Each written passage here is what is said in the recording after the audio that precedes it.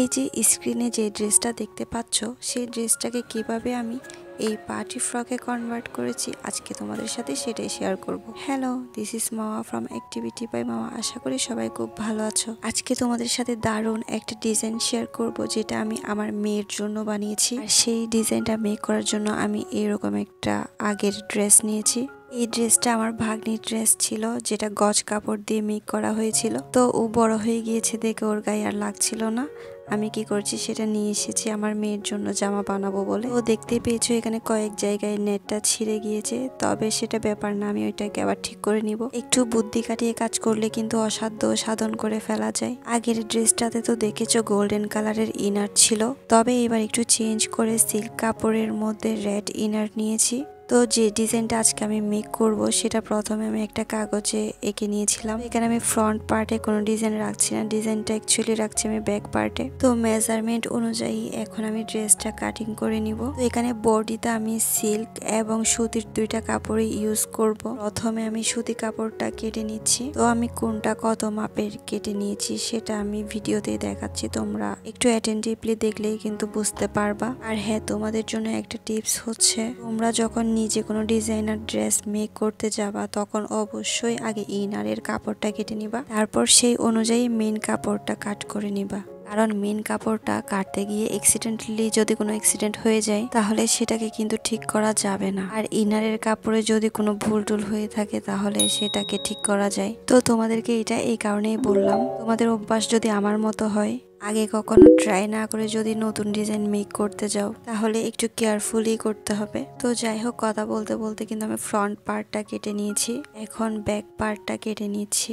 আমি কিন্তু খুব ডিটেলে ভিডিওটা করার ট্রাই করেছি, তোমরা মনোযোগ সহকারে দেখলে বুঝতে পারবে। এখানে প্রথমে আমি সুতি কাপড়টাতে মেজারমেন্ট অনুযায়ী কেটে নিয়েছিলাম, এখন সেই কাপড়টা বাকি কাপড়গুলোর উপর বসিয়ে কেটে নিব। তো এখন নেটের কাপড়টা আমি কেটে নিচ্ছি। আর নেটের কাপড়টাতে বডির কাপড় কাটার আগে আমি নিচের পোর্শনের জন্য কাপড় কেটে নিচ্ছি, কারণ কাপড়টাতে যেহেতু কয়েক জায়গায় ছেঁড়া রয়েছে তাই একটু ট্রিকি ভাবে কাটতে হয়েছে। তো এখন অবশিষ্ট যে কাপড়গুলো বেঁচে গিয়েছে ওগুলা থেকে আমি বডির কাপড় কেটে নিচ্ছি।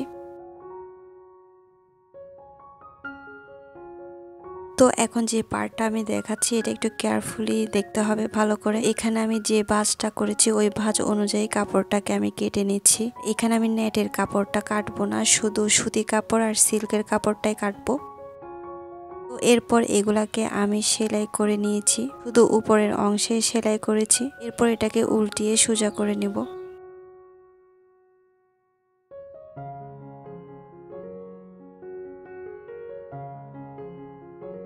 আর এটাই হচ্ছে আমার ফ্রন্ট পার্টের সিম্পল ডিজাইন। তো এখন উপরের গলাটাতে আমি এরকম একটা নেটের কাপড় দিয়ে সেলাই করে নিব। প্যান্ট সেলাই করার পর এটা দেখতে এমনই লাগছে। তো এখন ব্যাক পার্টে আমি নেটের কাপড় আর সিল্কের কাপড়টা সেলাই করে নিয়েছি। এখানে কিন্তু আমি সুতি কাপড়টা সেলাই করিনি, শুধু নেটের কাপড় আর সিল্কের কাপড়টাই করেছি। আর এখানে সেলাইটা আমি সোজা সাইডেই করেছি। তো সিল্কের কাপড়কে আমি ফিতার মতো করে সেলাই করে এরকম ছোট ছোট পিসেসে কেটে এগুলোকে এইভাবে সেলাই করে নিয়েছি। এখন নেটের কাপড়ের উপরে সুতির কাপড়গুলো বসিয়ে সেলাই করে নিব। এই পার্টটা কিন্তু একটু ট্রিকি আছে, তবে মনোযোগ সহকারে দেখলে সহজই লাগবে। এখন সুতি কাপড়টা উল্টিয়ে নিয়ে সেটার উপর একটা চাপ সেলাই দিয়ে দিব, কারণ এটা দিলে ফিনিশিংটা একটু সুন্দর হবে। আমার ফ্রন্ট এন্ড ব্যাক দুইটা পার্টই রেডি হয়ে গিয়েছে, এখন এগুলাকে আমি জয়েন করে নিব।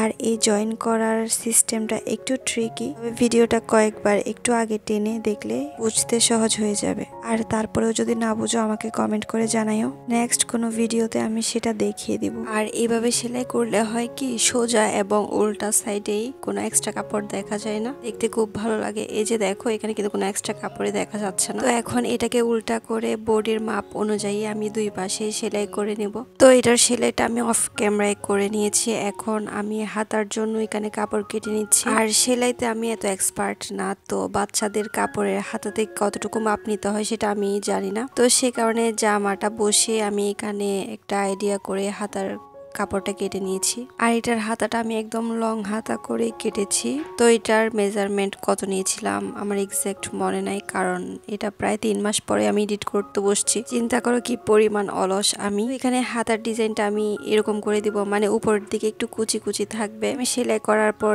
দেখতে এরকমই হয়েছে দেখো। তবে এই হাতার মধ্যে একটু টুইস্ট আছে, যেটা তোমরা লাস্টে দেখতে পাবা। তো জামার পেছনের যেটা মেইন ডিজাইন ওইটা আমি অফ ক্যামেরায় এখানে করে ফেলেছি। এটা খুবই সিম্পল, আমি জাস্ট এরকম লম্বা একটা ফিতা সেলাই করে এখানে ভিতরে ইন করে একটা ডিজাইন করে নিয়েছি। জামার নিচের পোর্শনটার জন্য আমি ওই যে আগে কাপড় কেটে রেখেছিলাম না, তো ওখানে এক পাশে একটু ছেঁড়া পড়েছিল, সেটাতে আমি সেম কাপড় দিয়ে সেলাই করে নিয়েছি। আর জামাটা একদম কমপ্লিট হয়ে যাওয়ার পর বোঝাই যাবে না যে এখানে ছেঁড়া ছিল। তো নিচের পোর্শনে আমি সিল্কের কাপড় দিব, কোনো সুতি কাপড় দিব না। তোমরা চাইলে ক্যান দিতে পারো, আমি ক্যান দিচ্ছি না, কারণ এটা এমনিতে অনেক ফ্লাফি হবে। আর জামাটা দেখতে ফ্লাফি হওয়ার জন্য এখানে আমি একটা ট্রিক্স করেছি। এটা হচ্ছে নেটের কাপড়ের চেয়ে আমি সিল্কের কাপড়টা 3 ইঞ্চি কম নিয়েছি। এরপর নিচের অংশটা সেলাই করে দিয়ে ওইটাকে উল্টিয়ে নিয়েছি। এরপর উপরের অংশে এই যে দেখতে পাচ্ছ এরকম অনেক বড় বড় করে আমি কুচি দিয়ে সেলাই করে নিয়েছি। আর এই যে এটা হচ্ছে নিচের পার্টটা, যেটা আমি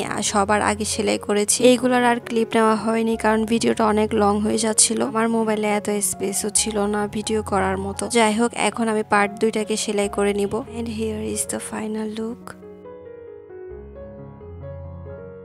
তোমরা প্রথমে দেখেছো হাতাটা আমি লং করে সেলাই করেছিলাম, বাট এখন দেখতে পাচ্ছ এটা শর্ট। তার কারণটা হচ্ছে আমার মেয়ে লং হাতা পছন্দ করতেছে না, মানে ও তো মুখে কিছু বলতে পারতেছে না, ও এটা টেনে টেনে ছিঁড়ে ফেলার মতো অবস্থা। তো এরপর এটাকে আমি শর্ট হাতা করে নিয়েছি। তবে লং হাতার চেয়ে শর্ট হাতাটাই একটু বেশি সুন্দর মনে হচ্ছিল আমার। তো নিচে আমি এরকম 2টা টার্সেল করে নিয়েছি। আর জামাটাকে ফিটিংস করার জন্য আমি 2 পাশে 2টা ফিতাও দিয়ে নিয়েছি। তো একটা পুরাতন জামাকে যেভাবে আমি নতুন রূপ দিয়েছি সেটা তোমাদের কেমন লেগেছে আমাকে অবশ্যই কমেন্ট করে জানাবা। ভিডিওটি ভালো লাগলে like, comment, share and subscribe করে পাশে থাকিও। Thanks for watching.